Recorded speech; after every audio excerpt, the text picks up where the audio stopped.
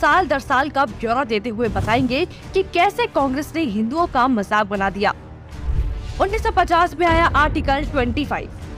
कांग्रेस 1950 में आर्टिकल 25 को लेकर आई, जिससे धर्म परिवर्तन को मान्यता दे दी गई। और सबसे ज्यादा किसका धर्म परिवर्तन हुआ ये सब जानते हैं, लेकिन ये तो सिर्फ शुरुआत थी।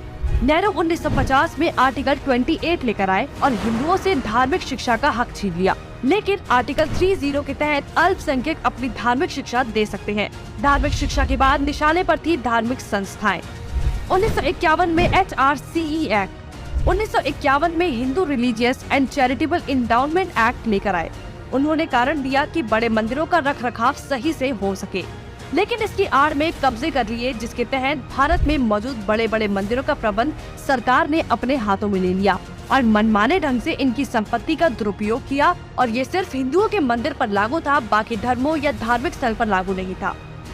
1956 में हिंदू कोड बिल आया। 1956 में नेहरू सरकार हिंदू कोड बिल लेकर आई, लेकिन अल्पसंख्यकों के लिए इन्होंने पर्सनल लॉ बोर्ड को बिल्कुल हाथ नहीं लगाया। मतलब एक ही है, देश में एक जाति कद संविधान कानून से और दूसरी अपने धर्म के कानून के हिसाब से, और आज भी यूनिफॉर्म सिविल कोड से कतराते हैं। कांग्रेस ने लगाई आरक्षण की आग। कांग्रेस आरक्षण लेकर आई, जिससे हिंदुओं को बांटने का काम किया गया, जिससे सबसे बड़ा नुकसान हिंदुओं को हुआ। आरक्षण की देश में जरूरत थी, लेकिन मक्कार कांग्रेसी इस योजना को 10 साल लागू करने की बजाय इसे बढ़ाते चले गए और न ही इससे लोगों को सशक्त बना पाए, जबकि लोगों को इसकी लत लगा दी गई। इंदिरा का कार्यकाल। साल 1976 में इमरजेंसी के दौरान ही इंदिरा ने संविधान में सेक्युलर शब्द को जबरदस्ती घुसा दिया, जिसको लेकर संसद में कोई चर्चा तक नहीं हुई। मतलब कि हिंदू बहुसंख्यक होते हुए भी भारत हिंदू देश नहीं कहलाया जा सकता, जबकि आप हमारे आसपास देखेंगे तो सभी मजहबी देश हैं, लेकिन हिंदुओं के लिए कोई देश नहीं बचा। इसके बाद हिंदुओं के कानूनी अधिकार और इतिहास निशाने पर थे। 1991 में पूजा स्थल कानून। 1991 में कांग्रेस ने पूजा स्थल कानून बनाया, जो बेहद हिंदू विरोधी कानून था, क्योंकि इस कानून के तहत हिंदू, सिख और जैन मुगलों के कब्जे से मंदिरों को छुड़ाने के लिए लड़ाई ही नहीं लड़ सकते।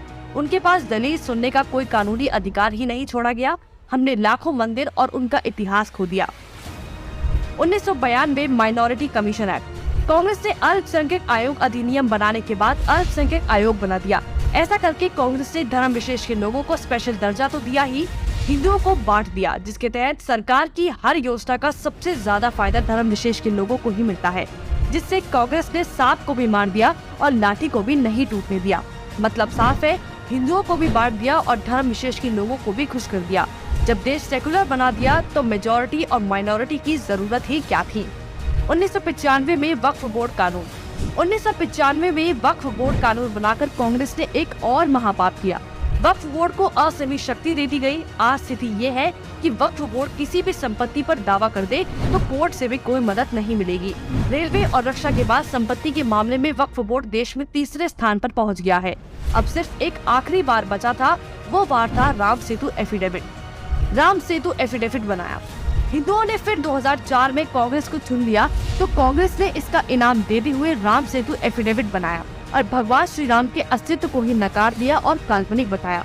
आस्था और धर्म पर वार करने के बाद अब कांग्रेस ने हिंदुओं को ही बदनाम करने का प्लान बना लिया।